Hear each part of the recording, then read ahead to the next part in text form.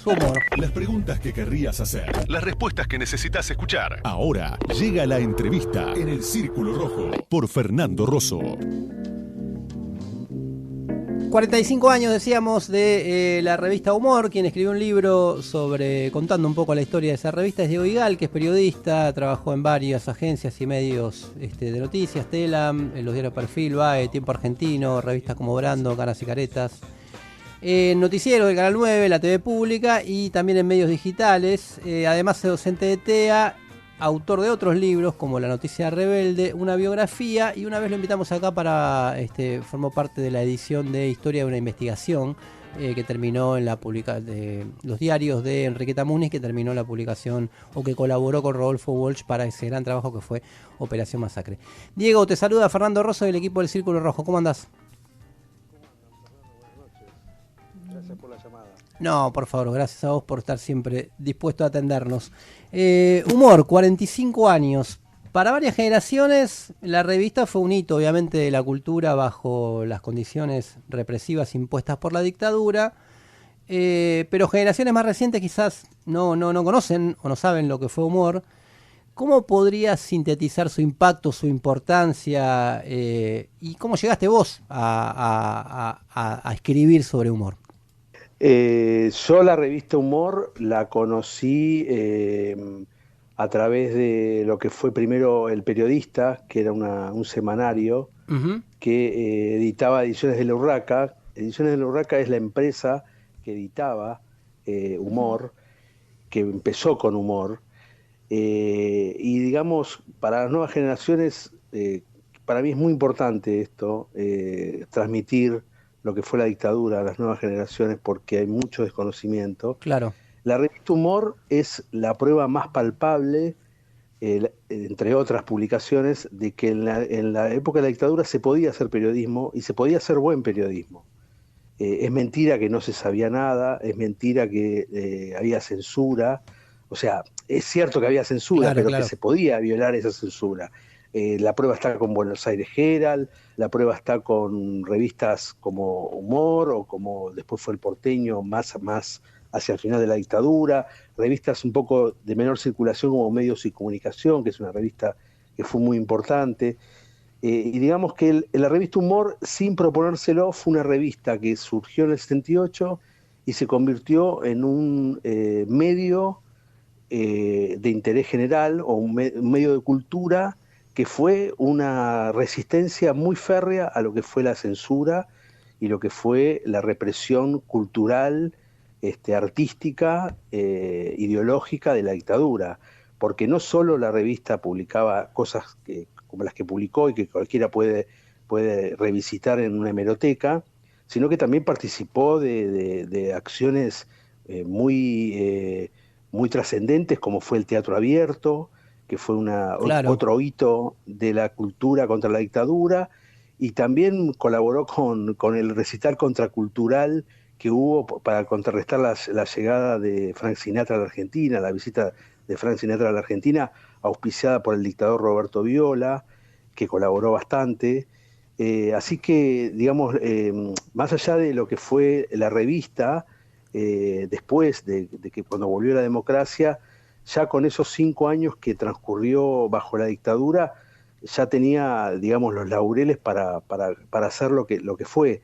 Y digamos, para terminar también, que la revista Humor para mí fue la última gran revista. Ediciones de la Urraca fue la última gran empresa, dirigida por un editor, dirigida por alguien que sabía, antes de que se convirtieran las empresas de los medios de comunicación en medios gerenciados por burócratas que manejan el Excel y les importa más que les cierren las cuentas a hacer buen periodismo, digamos. Fue la última revista o la última editorial donde se pudo hacer un buen periodismo, con otras publicaciones, no solo Humor, como mencionaba hace un rato El Periodista, la revista Fierro, que fue una revista muy importante para lo que fue las historietas, Sex Humor, que acompañó el destape que trajo la democracia. Bueno, hay varias publicaciones.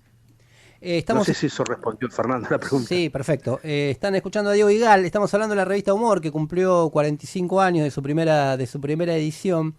Hubo un número famoso, el número 97, que fue prohibido por la censura, pero en un sentido también habla de que todos los otros la pudieron sortear. ¿Cómo se manejaba esa tensión, digamos? ¿Cuáles eran los recursos que utilizaba Humor para ser antidictatorial en dictadura y poder hacer ese periodismo del que nos hablabas vos? Mirá, como la dictadura se preocupó en borrar mucha documentación antes de dejar el poder, hay muchas cosas que permanecen en el misterio y la especulación. En ese terreno podemos decir que la revista Humor lo que hacía era aprovechar las internas que tenía la dictadura, las internas entre las fuerzas, digamos, las internas entre el ejército y la marina, Muy interesante. entre la marina y la fuerza aérea.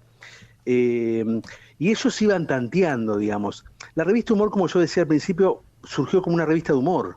Era una revista que publicaba chistes, publicaba historietas, y después se fue convirtiendo en una revista de información general, con la llegada de personajes como Mona Moncalvillo, que le propone al editor Andrés Casioli hacer reportajes, grandes reportajes de 7, 8 páginas a todos los que estaban prohibidos. Ahí salieron por primera vez las Madres de Plaza de Mayo, Adolfo Pérez Esquivel, Atahualpa Yupanqui, o sea, salía todos los que estaba prohibido. Y ellos iban tanteando, digamos, iban haciendo, por ejemplo, si vos ves la colección de la revista Humor, metían mucho de farándula, que también estaba muy involucrada en la dictadura, personajes como Sofovich, personajes como los de Polémica en el Bar, todos esos mismo Altavista, digamos. La farándula estaba muy mezclada con la dictadura, entonces ellos aprovechaban para pegarle a la farándula y pegarle a la dictadura. Iban mechando tapas con un tema y con otro. Y yo creo, y esto es especulación pura, por ahí lo dice Casioli también, que los milicos subestimaron lo que ellos llamaban dibujitos, subestimaron lo que eran las tapas, que eran verdaderas editoriales. Y después cuando la dictadura empieza a languidecer y cuando empieza, cuando asume Viola, cuando viene la guerra de Malvinas, ya cuando viene la derrota de Malvinas, la revista ya era una revista que tenía Claro. una circulación impresionante, con números impresionantes en ese momento, y si te lo digo ahora, A más ver. impresionantes, porque no, la revista vendía promedio 100.000 ejemplares por quincena, Claro. promedio. Cosa un Y montón. además tenía un readership, digamos, en una revista que circulaba clandestinamente, se llevaba a los exiliados, era una revista que se prestaba, que tenía un readership de 6 lectores por número, y era una revista para toda la familia, o sea, tenía una circulación impresionante. Entonces, cuando los milicos se dieron cuenta de lo que era la revista, no supieron qué hacer, digamos, la subestimaron. Y también hay otro factor que es que, además de esto que decía de las internas entre las fuerzas, que a los milicos les fue muy mal, quedaron con muy mala imagen cuando fue lo de Jacobo Timerman, cuando fue la detención y posterior liberación y forzado al exilio Timerman, ellos quedaron muy... Director del diario La Opinión, ¿no? Y fundador del diario La Opinión.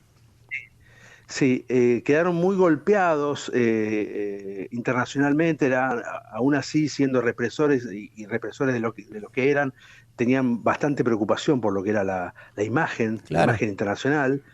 Y yo creo que por eso no accionaron contra la revista. Pero después, por ejemplo, cuando asume Viñones, digamos que fue el último dictador, y ahí arremetieron contra algunas editoriales y algunas revistas, como la revista La Semana de Perfil. Es un misterio porque eso fue el episodio del número que vos mencionás, el número 97, pero ya en ese momento la revista publicaba cosas muy, muy heavies. O sea, la primera entrevista de las monjas francesas es una investigación que publica en el 82 Enrique Vázquez, donde hablaban abiertamente de lo que habían hecho los milicos, los secuestros. Enrique Vázquez, cuando venía publicando lo que era el trabajo que estaban investigando, el robo de bienes de los represores, Claro.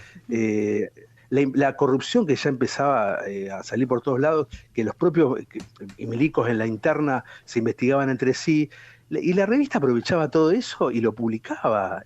Claro. Y más allá de que tenía una mirada que acompañaba el reclamo de que vuelva la democracia, vuelvan las instituciones, pero metía ese tipo de cosas que eran muy grosas, ¿no? Y por eso yo digo que la subestimaron y bueno, cuando secuestran este número, que en realidad es un número, vos fíjate lo que era la masividad que tenía la revista, digamos, la difusión que tenía la revista, que había algunos canillitas que la escondían y la entregaban clandestinamente la revista, entre ponele, comprabas un diario y te la metían adentro, porque era esa edición llegó a repartirse en algunos kioscos. Pero una revista, por ejemplo, que a la gente hacía fila en los kioscos para comprarla. Algo impensado hoy, ¿no? Claro. Pero digamos, y esto que vos me decías al principio en la presentación, de que acompañó a generaciones, es una revista que millones de personas tienen alguna anécdota con la revista Humor. Claro. Y eso no pasa con otra revista. Puede pasar, por ejemplo, con el gráfico, para los futboleros, pero digamos, para la gente, para el resto de la sociedad, digamos, para la gran parte de la sociedad, no pasa con una revista, que alguien tenga una anécdota con una revista. Y todo el mundo le menciona su humor y tiene algo para contar. Y creo que eso habla de la dimensión que tuvo esta publicación. Están escuchando a Diego Igal, estamos hablando de la revista Humor, con la excusa de que se cumplió un nuevo aniversario de la primera publicación, y bueno, él escribió un libro sobre la revista Humor. ¿Augusto? Hola, Diego, ¿qué tal? Augusto. Hola, Augusto, ¿cómo te va? Saluda. ¿Sabes qué? Relacionado con esto último que decías, a mí leí en el libro, digamos, algunas cosas que Humor estableció con sus lectores, ¿no? Como una cercanía bastante marcada. Por ejemplo, la convocatoria que hizo Alejandro Dolina a jóvenes, que después hubo registro, digamos, publicaron una nota con eso. Digamos, ¿te parece que eso fue parte de esa popularidad, digamos, tuvo que ver con esa popularidad? Hubo varios ejemplos, ¿no? De ese estilo. Sí, bueno, era una revista que tenía una relación con los lectores muy especial. El correo, la sección dedicada al correo de lectores tenía varias páginas, Sí. que también es algo inédito en las publicaciones gráficas de la Argentina. Tenían un ida y vuelta, les respondían a los lectores, algo que después copió La Nata, que era algo, le mandaban, por ejemplo, regalos a la redacción. Incluso, yo cuento en el libro, a Hugo Paredero lo invitaron a un cumpleaños. Sí. Había una señora que cumplía años y lo invitaron como regalo sorpresa, lo invitaron al cumpleaños de esta señora. Digo, iban a dar charlas y eran verdaderos rockstars, digamos, Claro. los hacedores. Y la gente iba a la redacción y acercaba regalos y acercaba chistes. Y también, por ejemplo, hubo gente que a partir de las cartas de lectores empezó a colaborar como columnista, por ejemplo Santiago Varela. Santiago Varela, guionista, humorista, que era arquitecto, laburaba en Entel y terminó laburando de columnista en la revista Humor. O Rodolfo Livingston, el arquitecto Rodolfo Livingston también terminó, empezó con una cartita y terminó siendo columnista. Así que sí, era muy, muy especial. Bueno, en lo que mencionaba el encuentro anti-Sinatra, que fue fogoneado a partir desde la revista, también fue una convocatoria que se lanzó ahí y se militó desde ahí. Claro. Che, qué lindo el siglo XX, ¿eh? Sí, tenía Digo, onda. Tenía ¿no? esas A pesar de cositas, todo. tenía esas cositas. Claro, ¿sabes qué? Diego, el libro también da cuenta un poco del momento de decadencia de la revista, que ya transcurre bajo el alfonsinismo, ¿no? Yo un poco más o menos, hay algunas claves ahí, pero para sintetizarlo, ¿vos qué te parece? ¿A qué responde la caída? ¿Y por qué en contraste afloran, digamos, espacios humorísticos como La Noticia Rebelde, sobre el que vos también escribiste? Mirá, eso también, ahí en Twitter, por ejemplo, suelen decir que la revista era alfonsinista, ¿no? La revista en realidad languidece y cierra en el menemismo, el golpe de gracia se lo da el menemismo. Lo que pasa es que muchos de los que los que colaboraban en Humor, se pasaron a trabajar en el gobierno de Alfonsín. Por ejemplo, Enrique Vázquez. Enrique Vázquez pasó a trabajar en Radio Belgrano, que era una radio estatal ese entonces.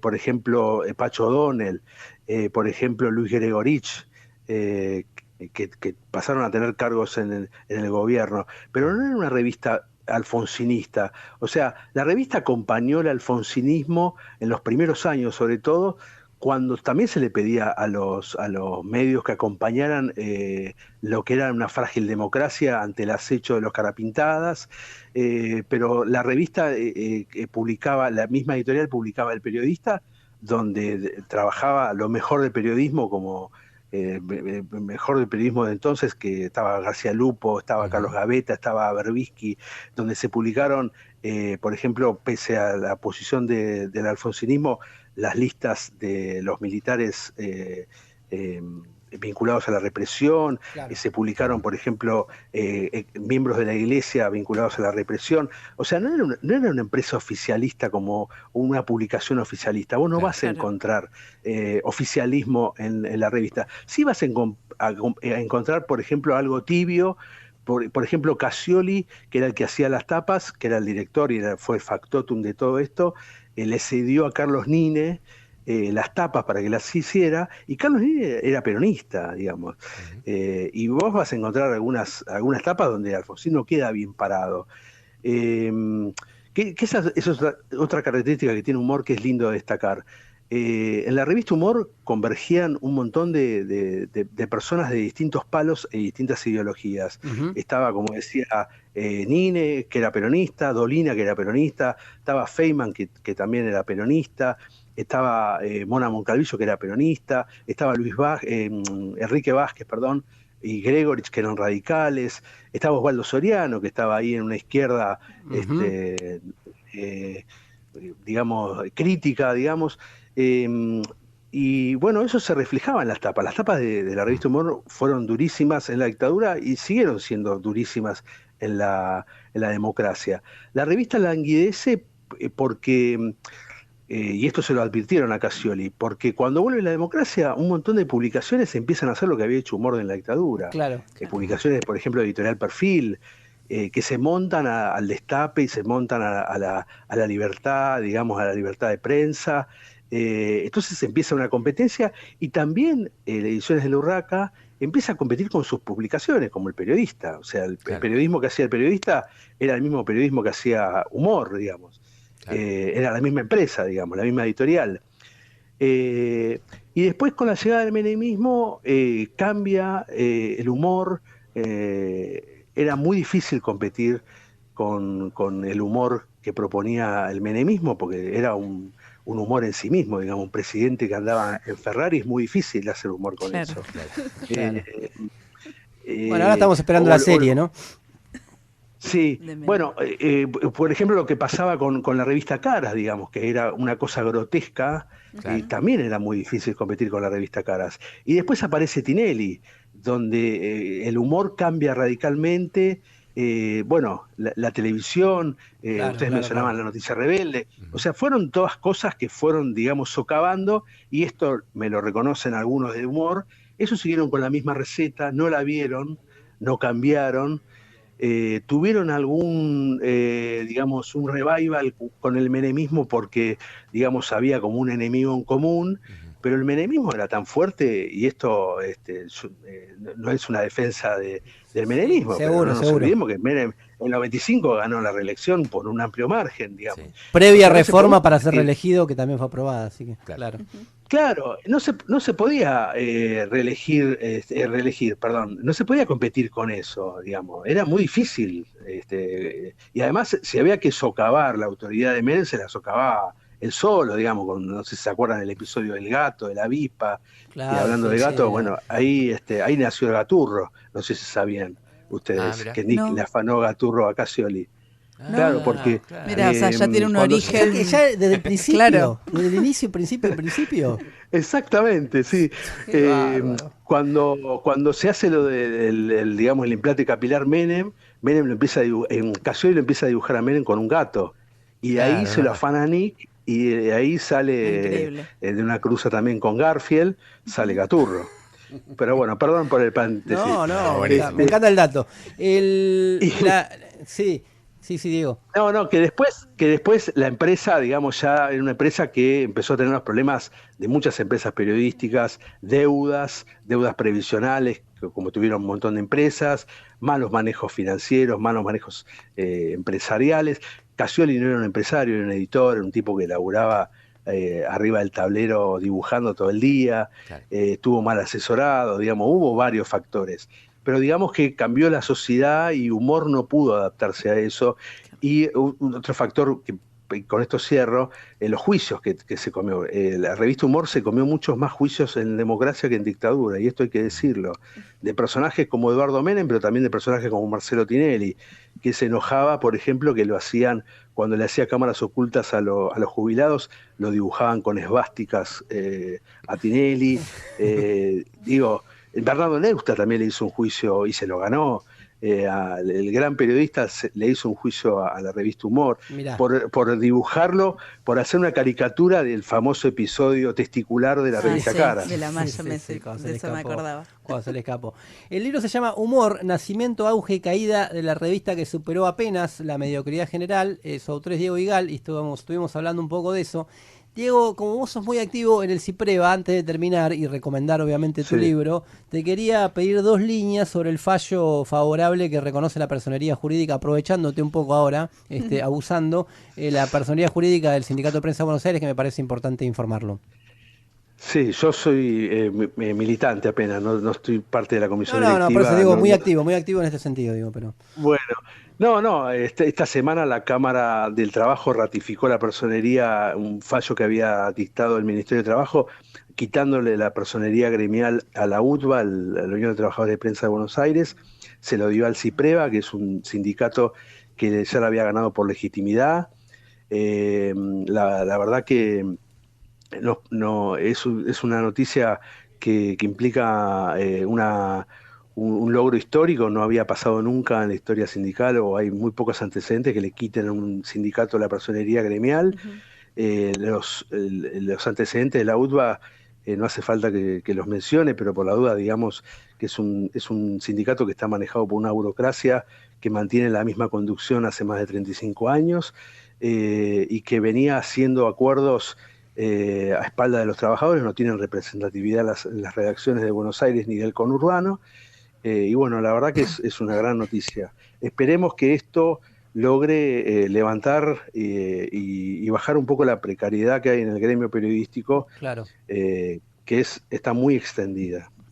Escuchaban a Diego Igal, hablábamos sobre su libro Humor, nacimiento, auge y caída de la revista que apenas superó la mediocridad general. Sobre eso fue la entrevista y unas líneas sobre lo que está pasando con el Sindicato de Prensa de Buenos Aires y lucha por su reconocimiento, que esta semana ha dado un paso. Diego, gracias como siempre por este contacto con el Círculo Rojo. Gracias a ustedes, un abrazo grande. Seguimos hasta las 12.